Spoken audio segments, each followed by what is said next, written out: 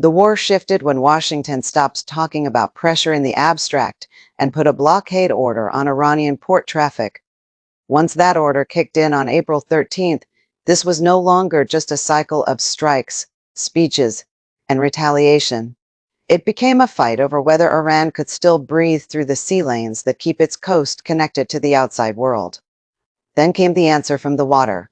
Merchant vessels trying to cross Hormuz were warned by Iran's navy that they could not pass, and 2 ships reported gunfire. That is the proof point.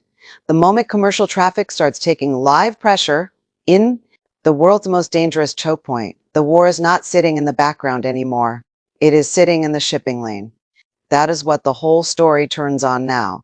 The question is not whether anyone can still issue a calming statement. The question is whether the United States turned this supposed off-ramp into a maritime squeeze, and whether Iran answered by making the Strait too dangerous to trust. Stay with me on this one. Subscribe now if you want the version that does not stop at the official line. And when this is over, tell me in the comments who you think is bluffing and who is actually changing facts on the ground. There was a brief moment when movement resumed and people wanted to believe the danger had started to ease.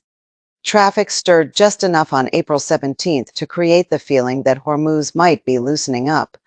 But if a corridor only works inside a narrow political window, it is not open in any normal sense. It is being managed under stress, and everybody using it knows that. By April 18th, tankers were sitting anchored off Keshim Island instead of pushing through with anything close to normal confidence. That is the kind of image that strips the excuses away. Ships do not sit and wait in a place like that because everybody feels safe.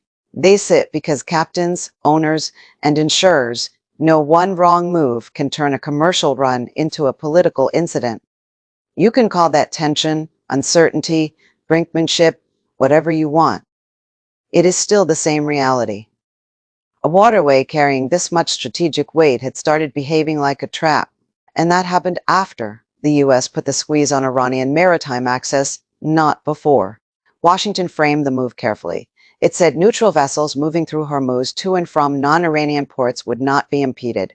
That wording matters because it gave the U.S. a legal and diplomatic shield. It let Washington say, in effect, we are not closing the strait, we are only choking Iran's access to it. And the geography behind that shield was just as important as the words. The blockade was set up in the Gulf of Oman beyond the Strait of Hormuz. That meant the U.S. could shape traffic around the choke point without having to announce a formal closure of the choke point itself. On paper, that sounds limited. In practice, it still forces every operator in the region to ask the same question: how free is a route when the force outside it can throttle what happens next? That is the first thing people miss when they hear this story told too cleanly. The brutal move was not some giant public naval spectacle. It was tighter than that and smarter than that. Washington built a pressure frame around Iranian maritime movement and made the strait feel the shock, without having to say it had sealed the whole thing shut. The buildup had already started before the blockade order ever went public. On April 11th, U.S. Central Command said it was setting conditions for clearing mines in the strait as 2 guided missile destroyers conducted operations. That is not decorative military language. Mine clearance is what you do when you are preparing for control, access, and corridor security under live pressure. The destroyers named in that move were USS Frankie Peterson and USS Michael Murphy. Once named, U.S. Navy warships are transiting Hormuz and operating in the Arabian Gulf during mine clearance preparations. The message is unmistakable. This was not Washington tossing out another warning and hoping fear would do the rest. It was Washington shaping the space with real assets and leaving Tehran to decide whether to absorb it or answer it. That answer did not come as a neat legal rebuttal. It came as selective control, conditional movement, warnings, hesitation, and then gunfire. Iran did not have to beat the U.S. Navy head-on to answer this move. It only had to prove that nobody could treat passage through Hormuz as normal while the squeeze remained in place. That is why the reopening claim never settled anything. Iran said the strait had been fully reopened to commercial vessels, but real doubts remained over how much freedom ships actually had. That gap between the announcement and the lived reality is the entire story in miniature. If passage works only under restrictions, permissions, and fragile political timing, it is not real freedom of movement. It is controlled exposure. The rule that is supposed to anchor all of this is simple enough to fit in one line. Freedom of navigation is not negotiable. But a lot of wars start by turning simple rules into fuzzy realities. Once force begins deciding when passage is possible, how safe it is, and who bears the risk, that principle is still alive on paper while dying in practice. There is also no legal basis for tolls, fees, or discriminatory conditions on an international strait like this. That matters because both sides are working around the edges of the same rule set. The US narrows its language and says its pressure is targeted. Iran narrows actual movement and says its control is justified. The legal map stays clean, while the operational map turns ugly. That is how information wars really work. Nobody needs to win the argument outright. They just need to push enough ambiguity into the system that other actors stop trusting what they are hearing. Once trust breaks, the corridor starts closing itself long before anyone has to say the words out loud. The shipping world said exactly that in the most understated way possible. Even after the reopening message, there was still much uncertainty around what it meant in practice. And that phrase matters more than the politicians' performances, because ships, insurers, and charterers do not move on optimism. They move on whether the next passage looks predictable enough to survive. That is where the US move becomes more dangerous than it first sounds. It was not just about Iran losing shipping freedom. It was about building a situation where every commercial player in the region had to factor US enforcement, Iranian retaliation, and corridor instability into the same voyage decision. Once that happens, the war stops belonging only to the countries firing at each other. That broader danger showed up fast when India formally conveyed deep concern over the shooting incident involving two Indian-flagged ships in the Strait.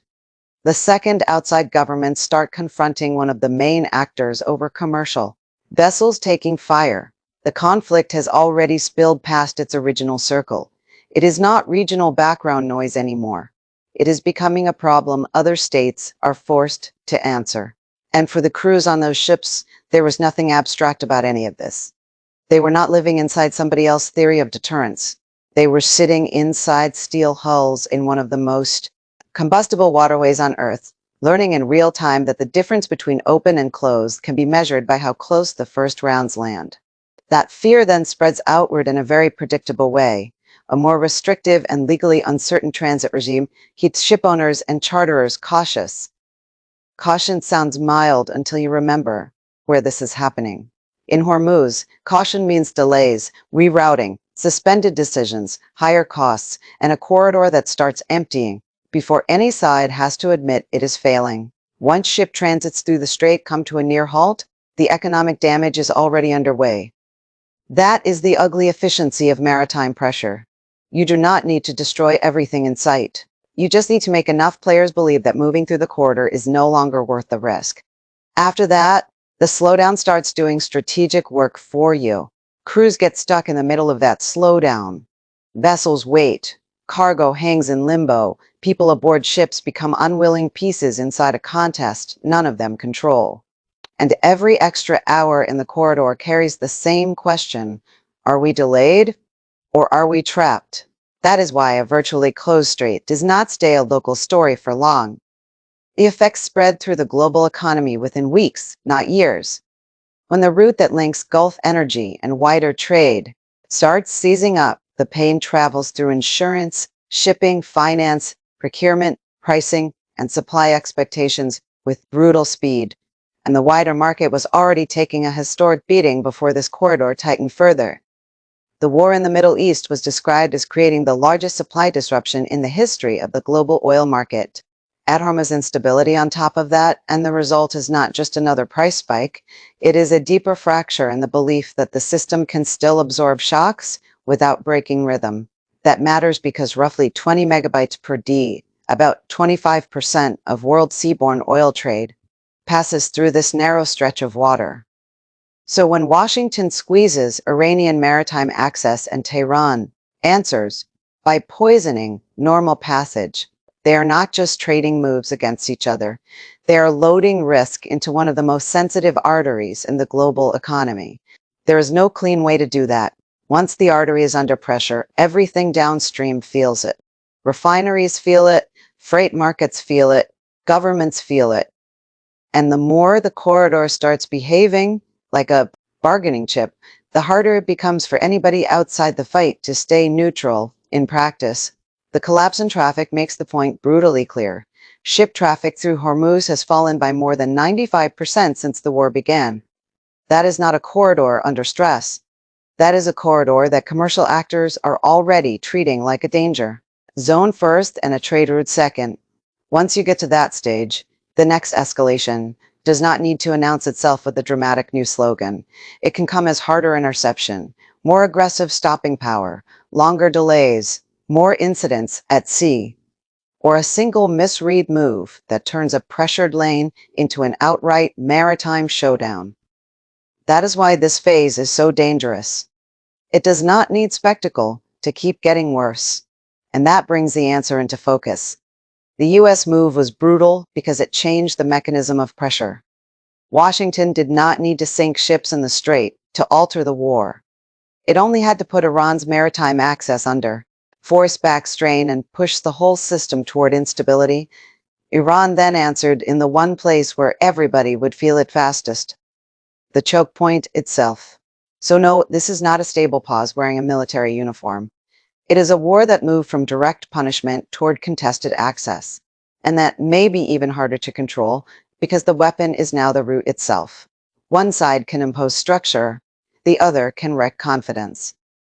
Between them sits a waterway the world still depends on and nobody can honestly call normal. The hard truth is that Hormuz is no longer the stage where the crisis is playing out. Hormuz is now part of the machinery driving it. And the side that misreads that first is the side most likely to turn a pressured sea lane into a wider war it cannot contain.